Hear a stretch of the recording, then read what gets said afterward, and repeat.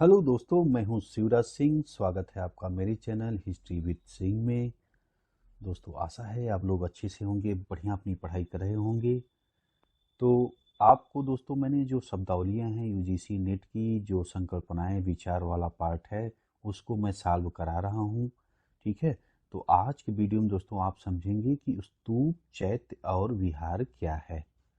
ठीक है। इसे आप ध्यान से समझिए, आपको समझ में आ जाएगा।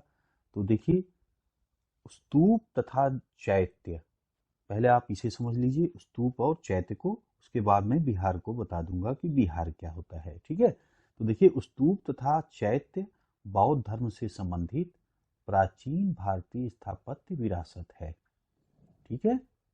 स्तूप एक गोल आधार पर आश्रित ईंट अथवा पत्थर से बनी ठोस गुंबदाकार आकृति है। ठीक है। गोलाकार इस तरह जो है गुंबदाकार जो है आकृति है। यहां तक आप समझ गए। जिसका मुख्य उद्देश्य बुद्ध अथवा किसी महान बौद्ध भिक्षु के अवशेषों को सुरक्षित रखने अथवा बौद्ध धर्म के दृष्टिकोण से महत्वपूर्ण स्मृति को सुरक्षित रखना था। ठीक है। अर्थात स्तूप अवशेषों, शारीरिक वस्त्र आदि को रखकर बनाया जाता था। ठीक। अब आप समझे कि क्या किया जाता था। स्तूप कैसे बनते थे। ईंट और पत्थर के स्तूप बनते थे। किस तरह होता था। गुंबदाकार, अर्धगोलाकार, इस तरह होता था। अभी मैं चित्र भी दिखाऊंगा, आप समझ जाओगे। ठीक है। और जिसका मुख्य उद्देश्य क्या था।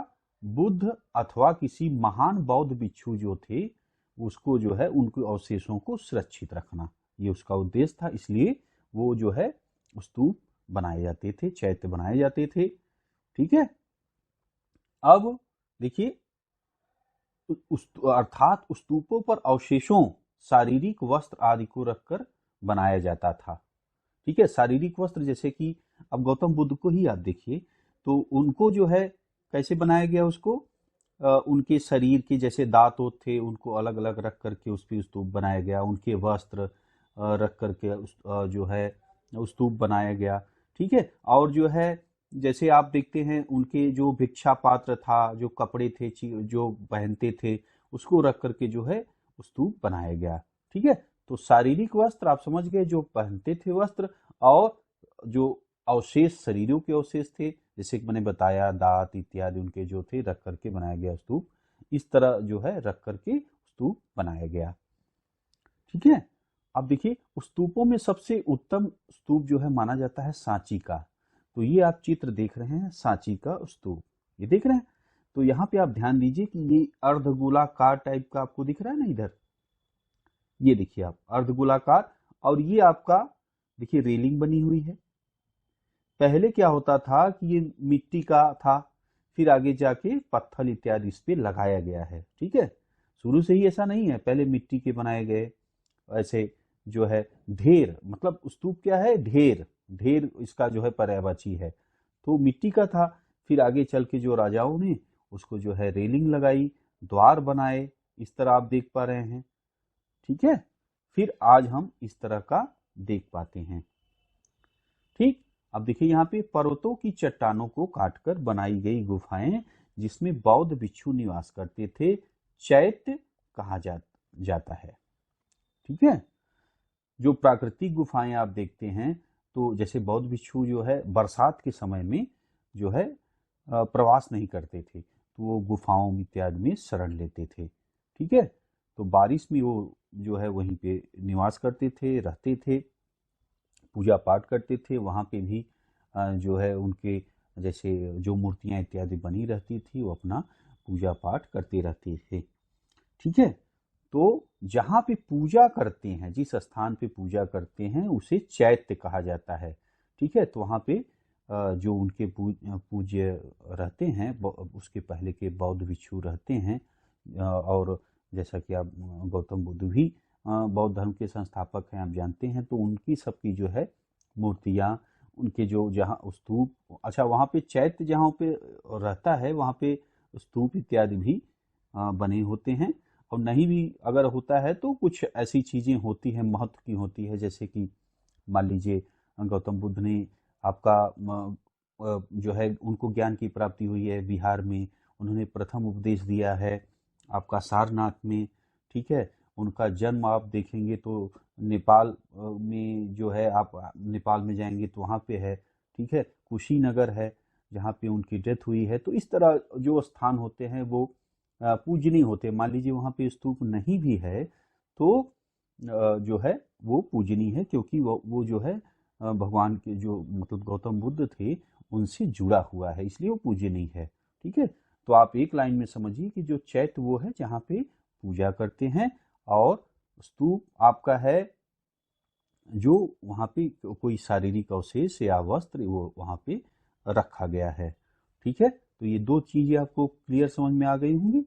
अब देखिए, सम्राट अशोक तथा उसके उत्तराधिकारियों ने इस प्रकार की गुफाएं बौद्ध एवं आजीवक संप्रदाय के भिक्षुओं के लिए निर्मित कराई, ठीक है। कार्ले का चैत्य अपनी वास्तु सौंदर्य के लिए विश्व विख्यात है। अब आप देखिए कार्ले का, यहाँ पे मैंने फोटो लगाया हुआ है, आप देखिए किस तरह आपको दिख रहा है, कितना सुंदर सा इसे बनाया गया है, ये आप देख पा रहे हैं। अब देखिए, अब चलिए फटाफट 3 लाइन में आप समझिए कि स्तूप, चैत्य और विहार क्या है। फटाफट आपके एग्जाम में आए तो आप लिख लें। देखिए स्तूप क्या है, यह एक अर्ध गोलाकार होती है। ये देखिए मैंने सारनाथ का फोटो लगाया है, सारनाथ। सारनाथ अगर आप लोग गए हैं तो कमेंट करिए।